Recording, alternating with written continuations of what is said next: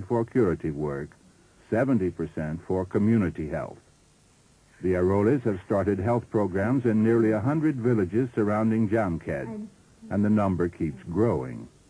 We have an invitation from a village, Nimgao, here to start health work. Do you think we can get there by Land Rover? Yes, if the villagers build a road, we can approach it from Kirkat. Then why not we accept their invitation? The Aroles told the leaders of Nimgao that they must build a good road before the health team could come. In an amazingly short time, they got the road built, including 2 bridges, and the van can now get through.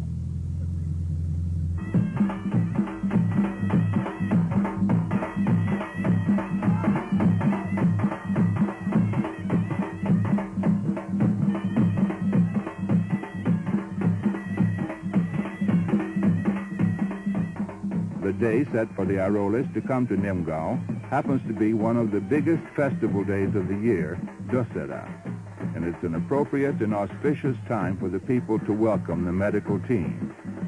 They have brought out their horns and drums and painted their bullock's horn. They seat Dr. Mabelle and Dr. Raj high in the cart, and there's a triumphal entry into the village. Now there is business to transact. The Aroles sit with members of the Panchayat, the elected governing body of the village, and many others cluster around. Dr. Raj explains their conditions. The basic one is that they, the villagers themselves, must assume responsibility for their health. If they want their children to be immunized, they must get the children together. If they want their children to be better nourished, they must grow high-protein crops and organize a nutrition program. Where do they start? By appointing their village health worker, who will be trained by the Aroles to take responsibility for health in the village. The health worker may be either a man or a woman, says Dr. Raj, but most villages choose a woman. We know your system, and we have already appointed our village health worker, announces one of the village elders.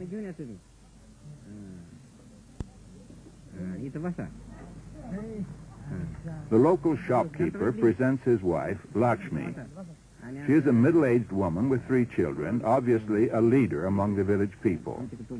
Though Lakshmi can neither read nor write, she is bright and quick. As the Aroles say, literacy is no test of intelligence. I have a lot to learn, but will do my best, says Lakshmi. There's just one more decision, says Raj.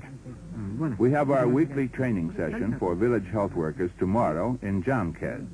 Can Lakshmi return with us so she can begin her training? That decision should be mine, Lakshmi replies. The courtyard of the hospital is the setting for the class.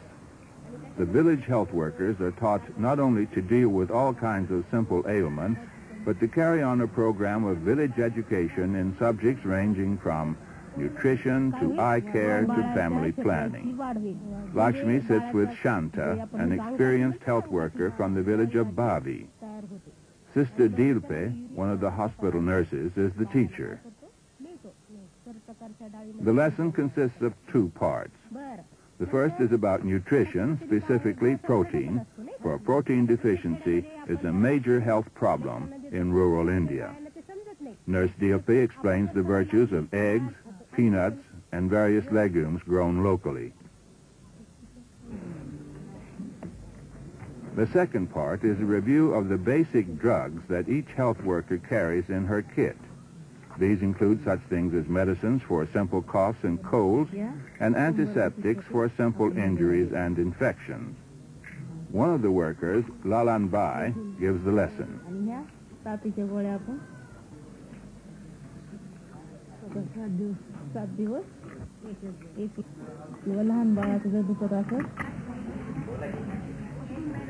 From the beginning, Lakshmi is completely at home with the health workers, and the decision is made that she will spend a week in Bavi with Shanta to learn teaching techniques and a typical program. The next morning, Lakshmi and Shanta arrive early in the village square of Bavi. It is not yet 7 o'clock, but the under fives are ready for breakfast.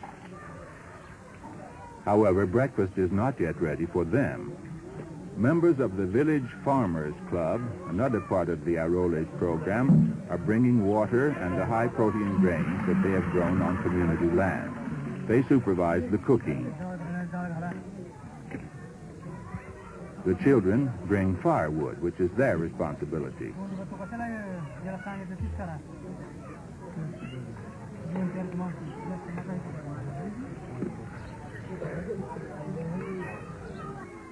While the food is cooking, the children are weighed by other members of the Farmers Club.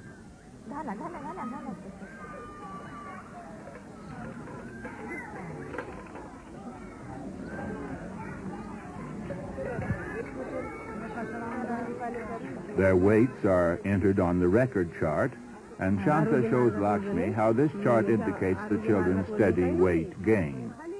This is a good way to keep track of a child's growth and progress, she explains. By now, the children have developed a ravenous appetite. At last, the food is ready.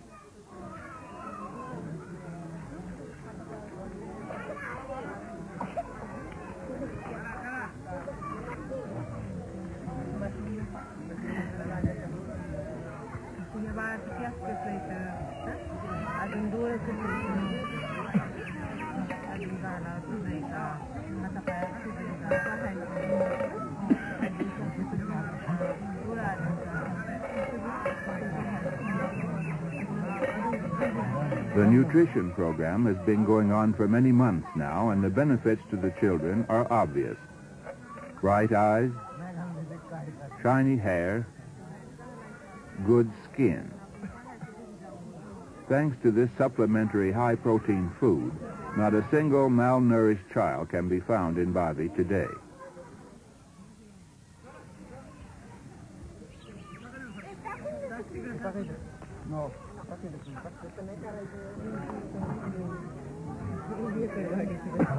Now Shanta and Lakshmi begin the daily rounds among the children. A little girl has a beginning eye infection. Shanta explains the problem to Lakshmi and to the child's father. Then she applies ointment from her kit with a warning that the little girl must keep her hands away from her eyes.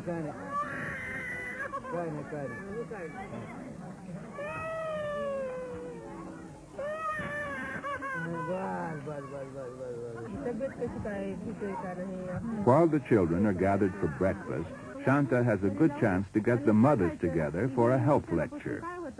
They are always eager to learn how they can protect their children from sickness.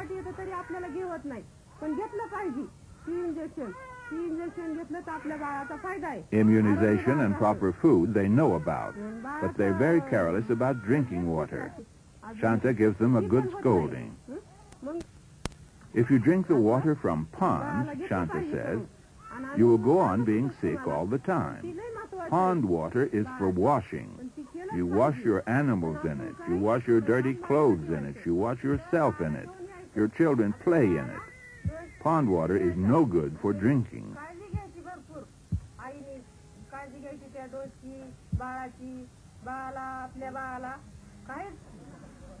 We have a good drinking water pump here in Bavi, Shanta goes on. The water is clean. You must get all your drinking water from the pump, and then you and your families will be healthy.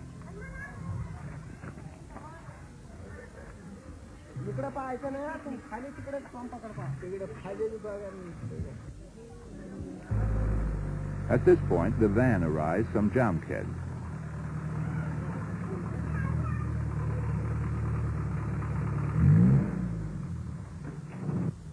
It brings Nurse Sarojini and the paramedical team, a social worker, a lab technician, and a leprosy worker. And the village men help carry in the files of records and the medical equipment.